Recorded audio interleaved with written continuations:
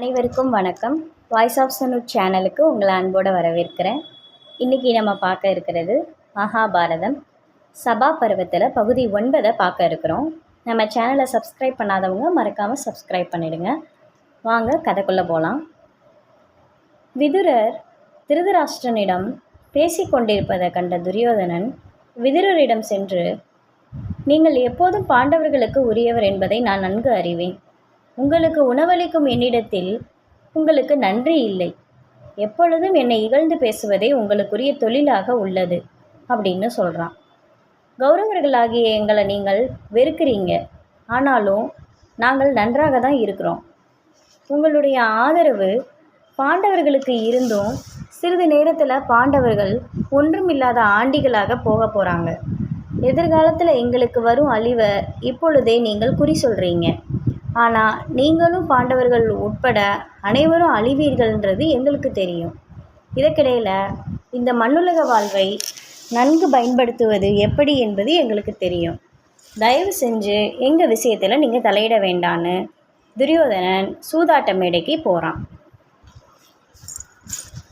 கபடம் நிறைந்த சகுனியால் பாண்டவர்களுடைய சொத்து முழுவதும் கொள்ளையடிக்கப்பட்டது. தோல்வியடைந்த யுதிஷ்டனை கேலி செய்யும் பாங்கில் இன்னும் உன்னிடத்தில் பணையம் வைக்க ஏதேனும் உண்டான்னு சகுதி கேட்குறான். அதன் பிறகு யுதிஷ்டன் ஆசையை மேலும் தூண்ட துரியோதனன் தாராளமான சலுகை ஒன்றை காட்டுறான். இத்தனை நேரம் நீ பணையம் வைத்த இழந்த பொருள் அனைத்தையும் நான் பணையமாக வைக்கிறேன். இதுக்கு இணையாக நீ எதையும் வைக்க வேண்டியதில்லை. இப்பொழுது பகடையில் வெற்றி பெற்றால் இவையாவும் உனக்கு சொந்தமாகும்னு சொல்கிறான். மீண்டும் அவங்க விளையாடுறாங்க. யுதிஷ்டன் மீண்டும் தோற்று போகிறான்.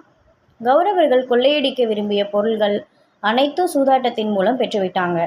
துரியோதனன் கூறிய ஆசை வார்த்தையால் மதி இழந்த யுதிஷ்டன் தன்னிடத்தில் இன்னும் ஏதோ பணையம் வைக்க பொருள் இருப்பதாக அவனுடைய உள்ளத்தில் தோன்றுது.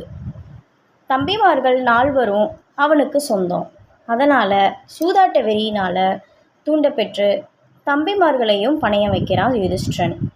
அதிவிரைவில் அந்த நால்வரையுமே சூதாட்டத்தில் இழக்கிறான். சூதாட்ட வெறியில் சுய அறிவை இழந்த யுதிஷ்டன் பிறகு தன்னையே பணையம் வச்சு அதுலேயும் தோற்று போய் தன்னையும் கௌரவர்களிடம் இழக்கிறான். மானுடர்களை பணையம் வைப்பது யாராலும் கையாளப்படாத ஒரு நூதனமான முறையாக இருந்தது.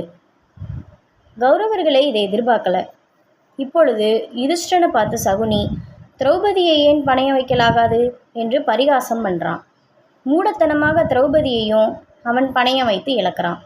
இப்பொழுது பாண்டவர்கள் அறவே கொள்ளையடிக்கப்பட்டவர்கள் மட்டுமல்லாது சுதந்திரத்தையும் இழந்து அவங்க கௌரவர்களுக்கு அடிமைகளாகிட்டாங்க. யுதிஷ்டன் செய்த காரியம் பார்த்திங்களா எவ்வளோ மகா மடத்தனமானதுன்னு. சரி, மேலும் கதையை தொடர்றதுக்கு நம்ம சேனலை சப்ஸ்கிரைப் பண்ணுங்கள். நன்றி, வணக்கம்.